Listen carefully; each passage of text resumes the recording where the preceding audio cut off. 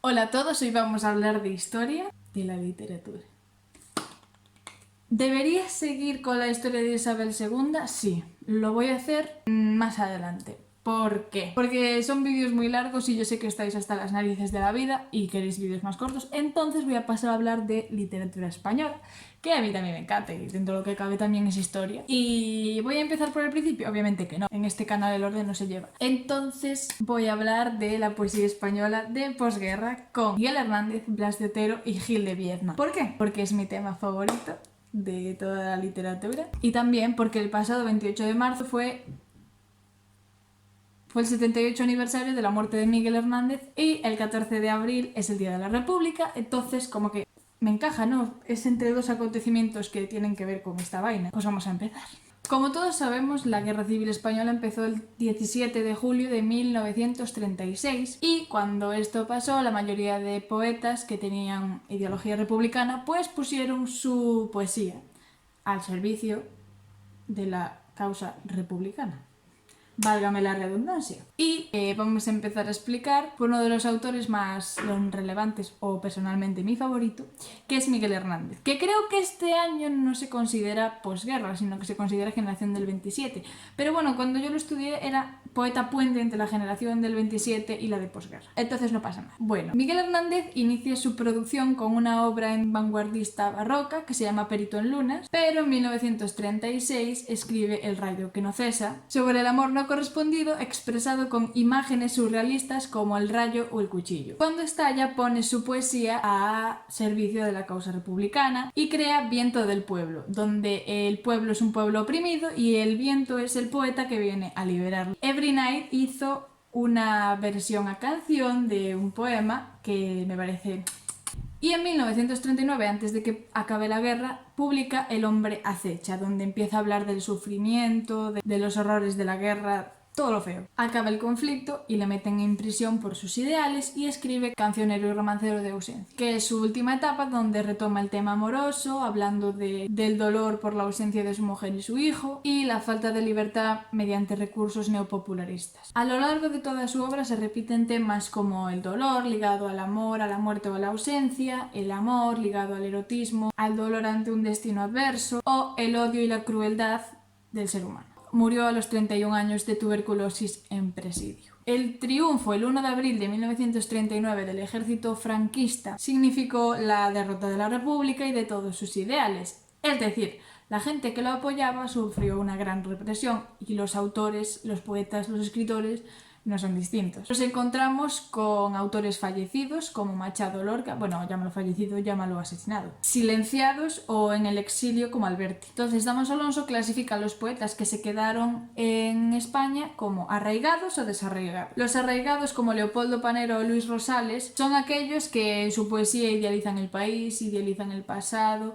y luego están los no desarraigados que son los más emos, los más dramas. También conocidos como existencialistas, retratan el mundo como un lugar desagradable. Habla de la soledad del hombre en un mundo sin sentido y todo en tono áspero y doloroso. ¿Y esto a qué viene? Viene siguiendo las corrientes europeas existencialistas de Sartre, de las que ya hablaré más adelante. Estos autores publicarán su poesía principalmente en revistas como Espadaña e Ínsula y tratarán temas como la soledad del hombre, el desarraigo, el vacío personal, la religiosidad conflictiva. Algunos de los poetas principales de esta corriente son Vicente Aleixandre, Dámaso Alonso y Blas de Otero. Blas de Otero tiene tres etapas. Una primera que es religiosa, otra que es más solidaria y otra que es social intimista, podemos llamarlo. Comienza su andadura poética con poemarios religiosos recopilatorios como Ángel fieramente humano y Redoble de conciencia. Pero ya se nota que habla sobre un acercamiento al sufrimiento en general, que llegados los 50, cuando las ideas existencialistas del filósofo francés Sartre calen más, pues serán mucho más notables. Vamos a hablar de Sartre. Sartre considera al artista no comprometido con la causa social como un irresponsable, puesto que para él el arte, o sea en este caso la poesía, es un arma. Es un arma que nos permite cambiar el mundo. Cambiar el mundo de una manera agresiva pero no violenta. Entonces empieza la segunda etapa, la etapa solidaria, en el que deja a un lado sus angustias y empieza a ser solidario con los que están sufriendo, de una manera un poco quiliguá. porque lo que hace es coger una temática histórica y empezar a hablar del pasado que tenemos en común y pedir la fraternidad, la paz, la convivencia, el diálogo.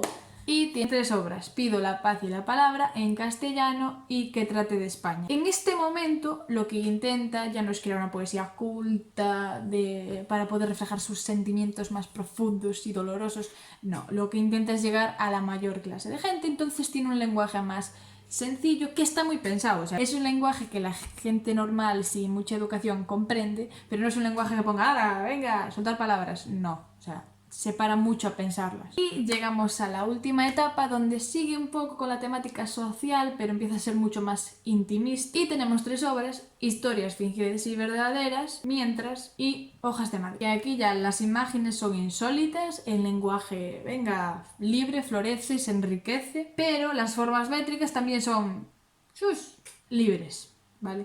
Libres. Cuando llegan los 60, pues como que se pasa la moda de esa poesía social y tenemos principalmente, bueno, yo voy a nombrar a 3 autores que aunque tienen rasgos en común no forman un grupo como tal, como el grupo del 27, que son Ángel González, José Ángel Valente y Jaime Gil de Biedma. Rasgos comunes, la vuelta a lo íntimo, humor e ironía para hacer crítica social, tratamiento novedoso del amor, que ya esto es un despiporre porque ya de repente entra el erotismo, entra la homosexualidad, o sea, comienzan con una cierta actitud transgresora, que yo no sé nada de este tema y me apetece investigar porque estos debían de tener una censura como animal. Y además de todo esto, pues buscaban tener un lenguaje más personal, nuevo, ¿sabes? Como, soy diferente, soy moderno. Entonces vamos a hablar de Jaime Gil de Biedma, que es un angustias, o sea, es un drama queen de los más grandes. Está todo el rato hablando del pasado, de las oportunidades que perdió, de lo que el tiempo le quitó, el paso del tiempo, la muerte que se acerca, la infancia que no vuelve, todo el rato así.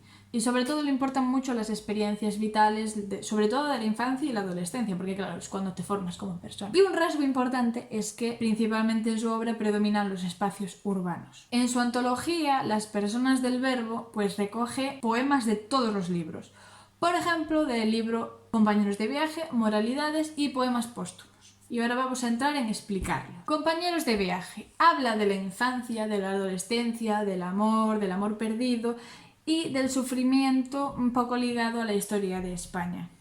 Dramas. Moralidades, donde vuelve a aludir al paso del tiempo, a las oportunidades perdidas, a la nostalgia por lo que se ha perdido y, por otra parte, reflexiona sobre los valores de la burguesía, sobre la guerra civil y sobre la historia nacional. Podéis ver que la mitad de su obra es drama, o sea, drama de ¡ay, no voy a volver a tener 20 años nunca más! Pues claro que no, cariño. Y historia de España o reflexión sobre el presente a causa del pasado. Y por último, poemas póstumos, que es imposible que sepáis de qué va, o sea, rompe con todo, ¿sabes? Empieza a hablar de la tristeza del poeta causada un poco por su madurez, por ver el paso del tiempo, ¿sabes? Por no poder parar el envejecimiento, porque se acerca la muerte, por las cosas perdidas, por los objetivos no conseguidos. Es que cómo innova este chico, cómo innova. Ahora vamos un poco con las características que tiene este autor. Por ejemplo, la principal es que siempre suele hablar a un tú o a un vosotros para construir un diálogo y así tener una imagen distanciada e irónica de lo que está pasando. En sus poemas, que son así más meditativos, pues predominan principalmente elementos narrativos y descriptivos como el registro coloquial, el tono conversacional, la intertextualidad expresada en citas y en autocitas. Y bueno, hasta aquí todo. Esto ha sido un resumen de lo que es la poesía de posguerra. Si queréis que profundice más, pues ya lo haré más adelante, la verdad es porque no tengo tiempo para tanto. Pero bueno, no sois nuevos en YouTube, si queréis os suscribís, le dais like, compartid, comentad, bueno, todo esto. Yo no os voy a decir que lo hagáis. Bueno, adiós. Escuela.